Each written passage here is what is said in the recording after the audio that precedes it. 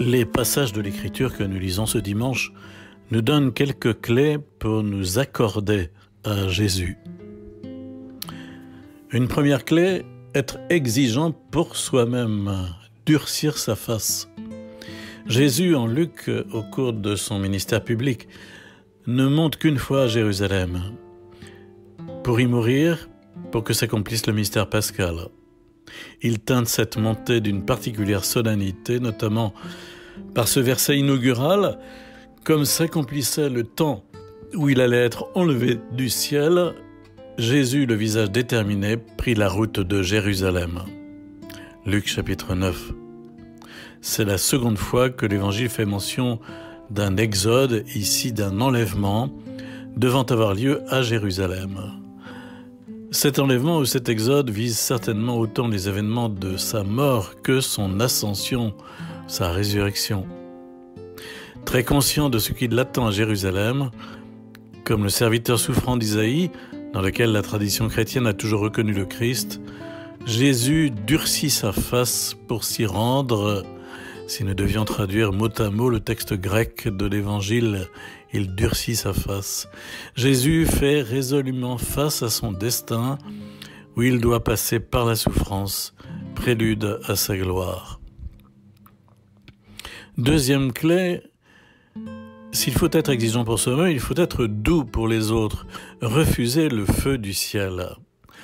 La réaction de Jacques et de Jean devant le non-accueil de Jésus par un village de Samaritains. Cette réaction qui consiste à proposer de liquider le village, comme Dieu le fit pour Sodome et Gomorrhe, Genèse chapitre 19, ou comme le prophète Élie le fit à l'encontre des envoyés du roi Ocosias, deuxième livre des rois, chapitre 1er. Cette réaction est à ce point disproportionnée, catastrophique, que Jésus doit les réprimander. Cette réprimande de Jésus envers eux, même si son contenu ne nous est pas communiqué, reste éloquente. Fini les punitions divines ou les attitudes d'inquisiteurs. La foi au Fils de Dieu se propose, elle ne s'impose pas de force. La conversion à l'abaissement, qui est la clé de l'attitude de Jésus, mène à la sagesse d'aller tout simplement voir ailleurs. Troisième clé, suivre les appels de Jésus. Suis-moi. Car dans la suite de l'Évangile viennent 3 candidatures à la suite de Jésus. Le disciple n'étant pas plus grand que le maître, s'engager à sa suite comporte son lot de sacrifices, d'inconfort, de détachement. L'aspirant doit être averti. Et Jésus n'hésite pas à le choquer, c'est-à-dire à le secouer. Prenons le premier exemple. Non seulement Jésus n'a pas de résidence principale, ni de résidence secondaire, mais il affirme qu'il n'a pas de résidence du tout. Le Fils de l'homme n'a pas où reposer la tête. Citant ainsi le livre de Daniel, chapitre 7, où ce Fils de l'homme vraiment est sorti de Dieu et de nature divine. Mais sur la terre, Jésus vit cette très grande pauvreté de se mettre au rang des sans domicile fixe. Il souhaite vivre son ministère itinérant dans une grande liberté de déplacement, choisissant un mode de vie proportionnel à la mission à accomplir.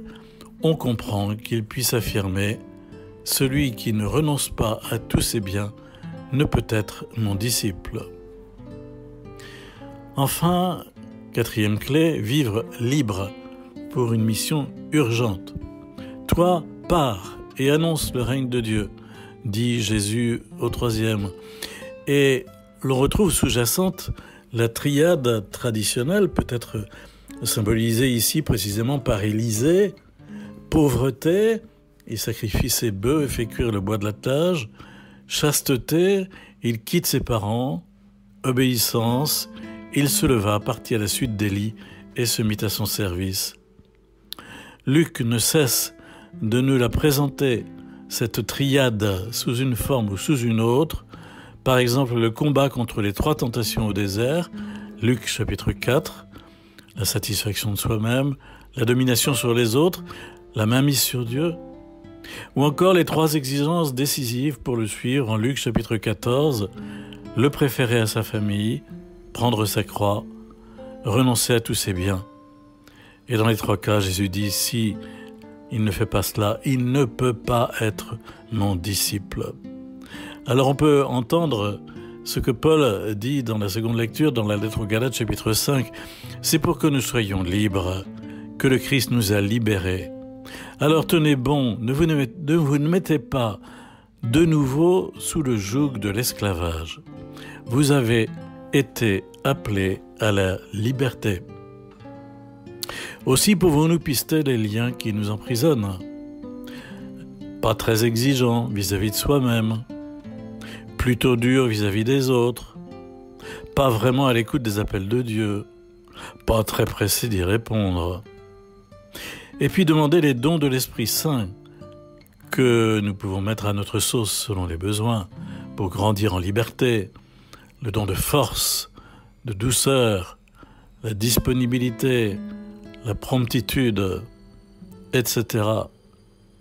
Oui, vous avez été appelés à la liberté.